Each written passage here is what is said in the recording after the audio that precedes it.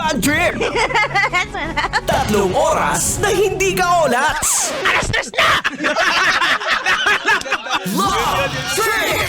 Love Trip! Love Trip! Mula alas 3 hanggang alas 6 ng gabi. Oh yeah! Sa 90.7 Love Radio. Love Trip! Kasama ang inyong muy delisyosang ka-love team. Mara Tony! Mara Tony! Ikaw, anong trip mo?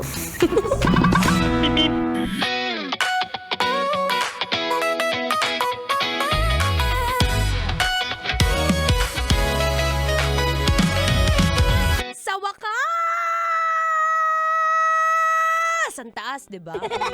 Sa wakas, masasagot na ang lahat ng mga katanungan natin pagdating sa pagpapapayat. Pero bago ang lahat, alam kong sumasakit na yung katawan mo. Over ka kasi sa work, B. Over ka kasi makasipsip sa boss. Charot! Well, kung masakit ang katawan, saktong-sakto, baka it's time para uminom ng gamot. Para sa sakit ng katawan, may ekstrang panlaban dyan na dahil ang dating Alaxan, ngayon, extra galing na. New Alaxan Extra. Gaano ka extra? Ngayon, up to 3 times faster na versus Alaxan FR. Oo, 3 times faster. Kaya pina-extra bilis-bilis-bilis laban sa body pain. Galing, di ba? Kaya para sa sakit ng katawan dyan, alam nyo na ang gagawin nyo, ha? Dito ka na sa mas mabilis at mas magaling. Works up to 3 times faster versus Alaxan FR. New Alaxan Extra. Paracetamol plus ibuprofen sodium dihydrate is a generic name of Alaxan Extra. If symptoms persist, consult your doctor. Ayun! So ito na saktong-sakto. Ipakilala natin, huwag na natin patagalin pa, no? Our content creator and helps BCOFWs get fit and very masyarat. Our fat loss coach, and is all welcome, isa sa mga pinakasikat pagdating sa TikTok world, Rafael Martinez!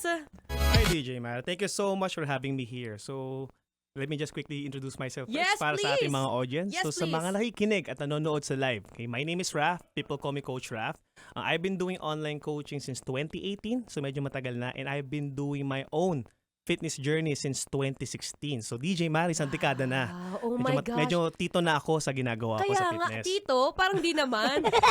Iba talaga nagiging nagiging benefit kapag ka nag-exercise True. kayo, no? Mas babata ka. Nagmumukha kang bata. At ito, since marami rin naman na nagtatanong, simulan na natin sa katanungan na paano nga ba o ano nga ba ang pinaka-misconception pagdating sa diet? Okay, so majority ng lifestyle ng mga Pinoy, malakas tayo sa kanin, tama? Yes, Kasi we kahit love konti rice. lang yung ulam, kaya pa rin natin mabusog kapag sobrang dami natin kinakain kanin. Yes. So ito ang pinaka-misconception. Okay? If you're eating too much carbs and you're not using it, hindi mo siya ginagamit, kain ka rin ng kain. Okay? Yes. Nag-i-store tayo ng fat kasi most of the time, kapag sumobra ka sa carbs, magkakaroon tayo ng sinasabing caloric surplus. Ibig sabihin po ng caloric surplus, yun yung mas marami kang kinakain sa kailangan ng katawan mo.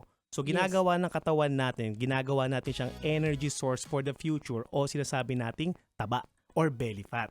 So problema kasi sa lifestyle ng mga Pinoy, masipag naman tayo sa trabaho Oo, correct. Diba? Ang lakas Mga din. plastic ka tayo, mga sip-sip nga tayo sa mga boss natin.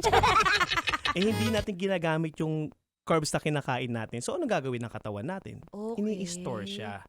So misconception dyan ay hindi naman masama yung carbs. So please kayo guys, gamitin nyo po yung kinakain nyo. Yun lang naman ang gusto naming sabihin dito. Okay. So, ibig sabihin, pag kumakain ka, okay lang na eat whatever you want, basta gagamitin mo. Yes, and at the same time, kasi hindi naman lahat ng tao marunong mag-track ng kinakain Oh, actually, So most of the tracking time, as we age talaga, Okay. bumabagal yung metabolism natin. Kung Okay. napapansin nyo before nung bata-bata kayo, kahit anong kainin nyo, nadadigest agad, hindi tayo tumataba. Habang tumatanda tayo, as we age, bumabagal ang metabolism natin. So yung akala mo dating eating habits mo na pwede pa rin ngayon, hindi na. Nag-i-store na tayo ng taba kahit same of amount of food lang din yung kinakain natin. Oh. Grabe. Diba? First question pa lang, ang dami ko na natutunan. Pero gusto ko malaman, ano ba yung naging background mo dito? Were you someone na started as obese or someone na started as petite? Paano mo nakuha yung, teka, hindi, gusto ko talaga gumanda yung katawan ko. Is Okay. this for aesthetic or something na, hindi, I wanna be healthy? Okay. Years ago, 1 decade ago, just to be exact, okay, skinny fat kasi ako. Payat, ang ibig sabihin ng skinny fat, payat na may tiyan na. Pero ever Okay. since, bago pa ako tumawid sa fitness, active na yung lifestyle ko. I play basketball back then. Okay? Ah. Ngayon, as I age, na-notice ko para ang payat ko. Kasi hindi rin naman ako ganun katangkaran. Sabi ko, I need to bring up my confidence.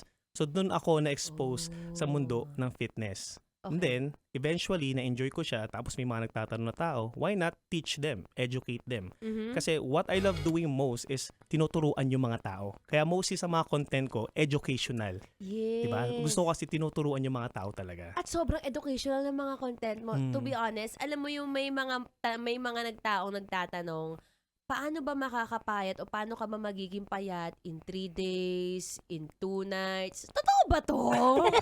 Okay, mga audience natin ngayon, especially Oo. mga Pinoys, okay? Hindi naman tayo tumaba overnight, tama? We gain weight over time sa mga habits na ginagawa natin. Not overnight, but overtime. So, do not expect po na papaya tayo overnight. Kasi may mga babaguhin tayo sa habits and routines yun para eventually malusaw natin yung taba. So please, stop looking for the shortcut kasi ikaw mismo, may stress ka lang if you're looking for the shortcut. Okay. So, ganun. Bawal ang shortcut. Bawal talaga. I don't preach the shortcut. I don't preach Okay. that. So, if you're gonna give them one of the biggest myths pagdating sa diet, what would it be? One of the biggest myths, okay, may masamang pagkain. I'm going to avoid this, sweets, rice, breads, etc. para pumayat agad ako. Ang thinking dapat, since it's already 2026, I'm going to count my calories. Kasi sa pagdidemonize ng mga Pinoy, sa particular food, akala nila yun yung nagpapataba. Kasi ang fat loss game is a numbers game. So lahat ng kinakain natin, may calories. Ang calories po ay energy, para maintindihan nyo. So Yeah, lahat yeah, ng kinakain natin, may energy, may calories. If hindi tayo nagbibilang, at hindi pa natin ginagamit yung energy na yan, syempre tatambay sa katawan. So you won't know kung ano yung nagpapataba. So pwedeng hindi naman yung chocolate, pwedeng hindi naman yung kanin, kasi total calories pa rin yan bukod sa carbs, protein, and fat. So ang pinaka-myth, hindi po basta-basta tataba ang mga tao sa kanin, sa carbs. Hindi po And hindi rin kayo basta-basta papayat agad kapag tinanggal nyo yan. Kasi total Okay. calories pa rin ang binibilang natin. So, walang masamang pagkain. Wala. In Walang- short. Grabe, ang dami ko natutunan kay Coach Rap. Naku, sabi ko sa inyo, i-follow nyo to. Saan ka namin mapafollow? Bago tayo lumipat sa Facebook Live at naka-live na tayo ngayon sa radyo. Okay, so most of my social media handles, you can search me at RJR Martinez or search me sa TikTok ng Coach Raf. Ayan na ha. Ito, babalik po kami sa Facebook Live. Kaya naman tuloy-tuloy ang Feel Good Music. Ngayong Feel Good Friday, dito pa rin sa 90.7 Love Radio. Kailangan pa bang memorize yan? Basic. Okay na, ayun. So, going back, Okay. grabe, nakakatuwa. Alam mo yung, ngayon ko lang din na-realize na wala talagang masamang pagkain at all. Wala. So, you eat chocolates. From time to time. Kasi, Can you please define time to time? okay, lahat kasi ng tao may sweet tooth.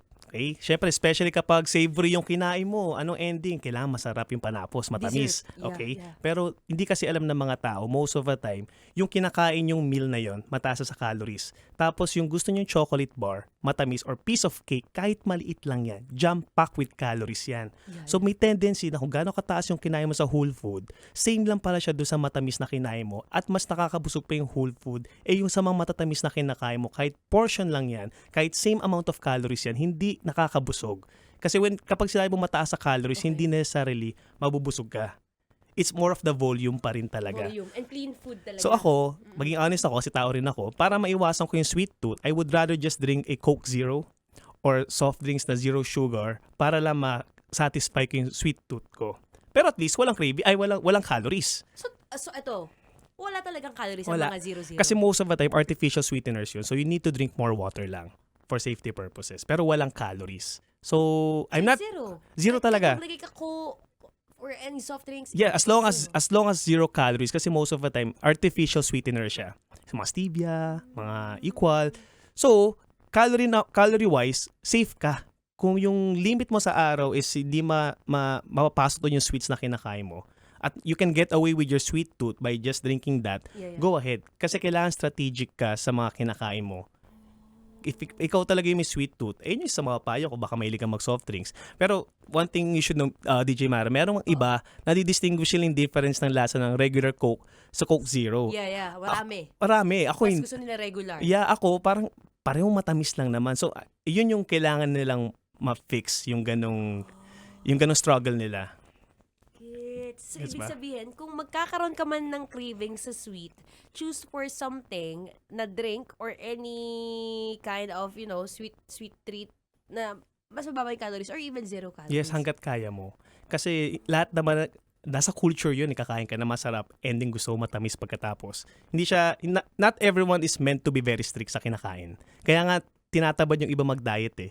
Very restrictive, after 1 to 2 weeks nagko-quit kasi hindi na kaya. Kaya what I preach sa mga clients ko, balance. Mag-strict ka 5 days a week, yung 2 days, mag-diet break ka. Kasi active naman yung lifestyle mo. Yeah, I do that. Ako mismo, most of the time nakadiet ako, weekends, aalis, kakain sa labas. It's okay. Kasi lifestyle lang naman tayo. Do you still count? I still count my calories kapag Monday to Kakain sa Friday. Pag sa labas, hindi na. You know why? Listen guys, pro tip to. Kung alam nyo sa sarili nyo, active yung lifestyle nyo. Yeah. Like si DJ Mara, she runs. Ako, I lift weights. As long as you're using your calories, there's no guilt dapat when you're eating food. Kasi ang thinking ng mga Pinoy is, hindi ako kakain kasi masira yung katawan ko. At the end of the day, kailangan natin kumain to live. So bakit ganun yung mentality mo pagdating sa pagkain? Why not just use it strategically? Again, as long as may ginagawa ka, active ang lifestyle mo, you do cardio, you lift weights, you will burn calories. Ang ganda Gets? nun. Ito mga katanungan sa mga taong hindi active ang lifestyle. What could I do? Like, very simple, very basic. Wala po akong pambayad ng gym eh. Wala rin akong pera para humanap ng coach. So, ano pong pwede kong magawa sa bahay? Okay. So, I think majority ng Pinoy ganito na busy sa trabaho. Sabi ko, masisipag ang mga Pinoy, DJ Mare. So, ang kailangan lang natin is i-balance yung sipag nyo sa trabaho at sa actual lifestyle nyo. If you cannot go to the gym, there are many ways that you can burn calories. Pwede ka mag-home workout, home body weight workout. Okay. O kaya yung ginagawa ni DJ Mare, you guys can run. Ang importante is that we move. Ang most of the time kasi yung struggle is walang oras. Listen people, kailangan lang natin a minimum of 30 minutes a day sa sarili mo. Alagaan mo muna yung sarili mo bago mo alagaan yung loved ones mo. Sinasabi ko nga palagi yan. Be, Diba? perfect. Sinasabi ko rin yan. Alagaan mo yung sarili mo dahil kung hindi, sino mag-aalaga True. sa'yo? I mean, wala namang masama sa pag-aalaga ng loved ones kasi lahat nga tayo busy, we're working eh. Yeah. Pero ang vessel natin yung katawan natin. So what if may mangyari masama dahil nga nineglect mo yung health mo? Magastos yan sa hospital, yung bills, etc. So, kaya lang naman na-overwhelm yung mga tao kasi hindi pa nila alam yung habit or yung routine. Yes. Ito lagi ko sinasabi, Okay. bigyan nyo po yung sarili nyo ng at least 23 days. Stick to the routine ng 23 days. Kahit you don't feel like working out, hindi mo gusto mag-home workout or maglakad-lakad sa labas, 23 days lang. Eventually, kapag nakuha mo na yung habit na yun or routine, kusa na nga hanapin ng katawan mo. Kasi may na-instill tayong bagong routine sa katawan natin. New habit Yes. inside our body. 23 days. Guys, 23 days. Konting pagtitiis lang. Mm. So, wag na tayo dun sa mga binibigla-bigla natin. Ay, Exactly. hindi. Kasi may attendan akong kasal next week eh. Coach, paano yun? 7 days lang meron ako ng gagawin ko. And actually, yung mga naging... Dangerous siya. Yeah, ayun yung Dangerous. nakikita ko messages sa akin from time to time. Meron akong upcoming beach trip, may life event ako. Ako kasi what I preach is dapat, ever since, lifestyle mo na dapat siya. So, di dahil meron kang upcoming event o meron kang lakad or may dagat ka o may babansa ka, Yeah. bigla ka mag-aayos. Why not ever since mag-prepare ka na so that kung ano man upcoming trips mo, you're always ready. Yeah. Kasi kapag na-overwhelm ko sa new routine, tapos madidisappoint ka, hindi mo nakuha yung katawan na gusto mo before that beach trip, before that wedding, kailangan mo ba ng unnecessary stress sa buhay mo? Kasi nga, when you do fitness, you should be relieved of stress. Yeah. Gets? You know this, And active in ka eh. running, it released happy hormones, the Di ba? endorphins. Nakakapagod siya, yes. Pero once you finish a certain workout or a particular run, you will feel good because of the good mood hormones. Dopamine. Anyway, so yun na, yung good mood hormones lang na yun Diba? yung makuha Yan, natin. Dopamine. Lagi ko rin sinasabi Yeah. yun sa program ko, like dopamine, endorphins, lahat yan lumalabas. Na akala mo sa simula, nakakapagod, nakapawis ka, na parang kunyari for a fun run, mag-register ka pa, nagbayad ka pa, pero they don't know really after effect of this And kind of workout. Isa pa sa quick misinterpretation ng fitness, Oo. Coach, pagod ako eh, wala akong oras mag-workout. Did you guys know, kapag nag-workout kayo at naging consistent kayo sa workout, you will have more energy after the workout. Gets po ba? Kasi nakakapagod talaga yung workout. Pero wag niyo isipin na after ng workout, pagod ka na the entire day. Hindi. Ayun yung hindi niyo pa alam kasi wala pa kayo sa mundo na ganito. That's why kahit madami kang trabaho, marami kang ginagawa sa buhay, 30 minutes a day lang ng intense training kahit nasa bahay ka kasi nga wala ka pang means pumunta sa gym. Yeah. Mag-focus ka sa intense workout in 30 minutes. Regardless kung anong training gawin mo, you will feel good and you will have more energy. And you can eat more. Kasi nga, you were using your calories. Kumbaga, ang mindset kasi natin is stress sa trabaho, deserve ko Oo. kumain. Oo. Why not? Sige, tanggalin natin, given na stress ka sa trabaho, deserve ko pang kumain kasi alam kong kailangan ng katawan ko dahil nag-workout ako. Yun ang mindset shift na gusto kong baguhin ng mga Pinoy. Gets ba? Kasi ang sarap ng gantong lifestyle, DJ Mara. You know this. Ang sarap ng gantong Alam mo, lifestyle. mas masarap kung papakita mo sa kanila yung katawan na meron ka ngayon. Okay lang ba? Pero, Okay lang ba? Asab ba? Nandito yung girlfriend niya. May, papaalam muna tayo, di ba? Makikita ba yung abs ko ngayon? Oo, syempre pakita natin. may tabi Abs, abs ko. reveal. Asa may Pwede camera? tumayo, si Raf, pausot ko yung mic para syempre nakikita ng lahat. Di pwede Ayan, kailangan yan. Para masarap. O yan o, susunod ng konti dito. Saan ka nakikita? Ayan. Okay, wow! Bibilangin ko. 1, 2, 3, 4. Paano mo malalaman yung bilang? It's actually like 1, 2, 3, 4. Genetics kasi wala dito. Guys, madali lang to Gawin nyo lang lifestyle to. Gets ko ba? Last one na. Last one, ayan o. 10 seconds. Walang mali siya. 10, 9, 8, 7, 6, 5, 4, 3. Kumakain yan guys ha. Thank you so much, Rafa. I eat so much food in a day. Wait, sing mic. Ayan, go. Ilang calories ka per day? 2,100 calories. Guys, just so you know, each meal may kanin ako. She knows it. Okay, alam ni girlfriend niya. Each meal. Girlfriend, pwede mo magpakita? Oh, Pakita mo naman yung girlfriend mong maganda. Ito. Miss Universe yan, itinan mo. Tignan nyo, My guys. girlfriend also works out. Tignan So, nyo sa yan. mga ladies na ayaw mag-workout, you guys Yeah. need to work out as well. Okay, di ba? Diba? Thank you, baby. Going so back. much. I eat rice each meal, pero I track. Okay? Every time. Yes. Monday to Friday. Yes, I track. Hindi nga masama kasi yung carbs, hindi masama yung kanin. We use it, I lift weights And sa mga hindi po nakakalam, kapag ito yung pinag-usapan namin ni DJ Mara kanina, Yan. gone are the days, sorry DJ, medyo salungat ako sa'yo ngayon kasi you Wala run lang. So, gone are the days na puro pagpapapayat lang. Kailangan po, aka mandatory talaga na mag-build tayo ng muscles at huwag kayong mag-overthink na basta-basta kayong lalaki.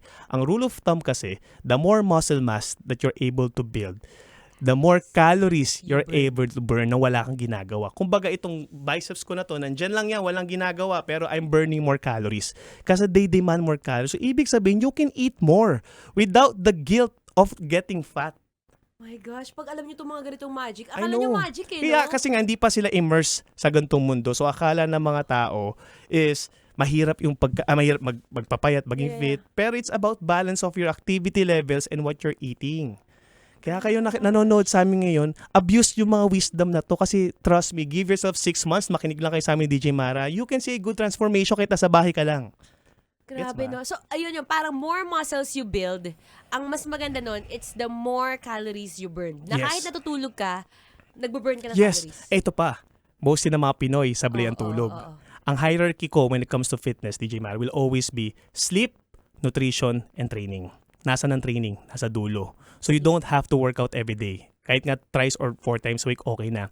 Kasi kung sa sleep pa lang, puyat ka palagi, you're getting below 6 hours of sleep, you don't recover your body well. Kasi during our sleep, doon tayo nagbo-burn na mas maraming calories. Nagbo-burn tayo ng taba. You will build muscles during your sleep. Pero doon pala sa top ng hierarchy, sablay ka na at nagpapaka-stress ka sa nutrition and training, what's the point? Kaya ang sinasabi ko sa clients ko, pag alam kong pagod ka at puyat ka, huwag ka mag-gym, matulog ka. Gets ba? Kasi masisipag tayo mga Pinoy, nagtataka kayo, sinusunod mo yung training plan, yung diet plan, pero ang bagal ng progress. Sometimes, ang culprit o ang may sala, yung tulog mo. Oh my gosh. Oh, Sleep yan. is very Taas important, kamay guys. sa mga sumasali sa Pandra na kulang sa tulog madalas dahil maaga ang start ng gun start. Pero mahalaga ang tulog. Exactly, sobra. Sleep, nutrition, training. Training. My gosh. Ang dami kong natutunan dito kay Coach Raf. Coach Raf, thank you so much Thank again you as for your well. time. Alam mo, isa sa mga pinakamagandang avenue that we get to share this kind of knowledge to our kabishos. Yes. And even to people na nasa normal na bahay lang. Yeah, na oo. Sa tingin nila, kailangan ba namin mag-membership pa sa gym? Kailangan ba namin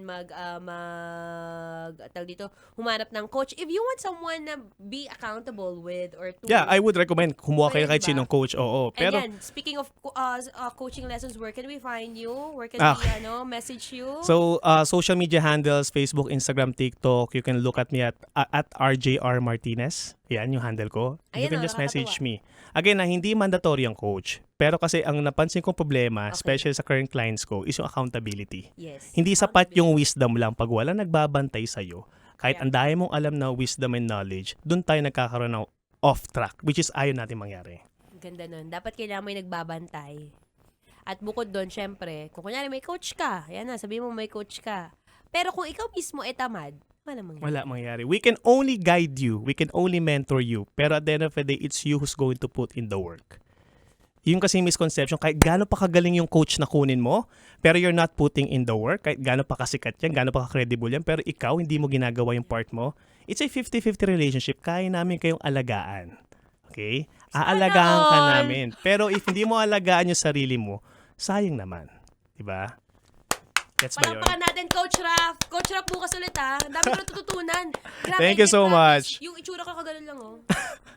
Thank you Anyway, so much. again, Coach Raf Martinez, our fat loss coach. Again, maraming salamat. Thank you so much, TG Coach Mara. Raf. Thank you, And guys. ngayon po, tuloy-tuloy po ang ating live. Ayan, maraming nagtatanong kung saan ka daw rin mapafollow. Ayan, it's Coach Raf Martinez, RJR. At Martinez. RGR Martinez. Ayan, tamang-tama. Kaya maraming salamat mga kabisyo for always listening, tuning in. At maya-maya babalik po ulit tayo for another Feel Good Music ngayong Feel Good Friday. And to all who are from our Facebook Live, maraming salamat din TikTok. You can follow me on my social media accounts on Facebook, Instagram, TikTok, Threads. It's Mara Tony. MARA space TONEE. Once again, to our Sweat Talk episode, let's give it up to Coach Raf Martinez. Thank you, guys. Bye! Bye. Metro's #1 Love Radio. Basic!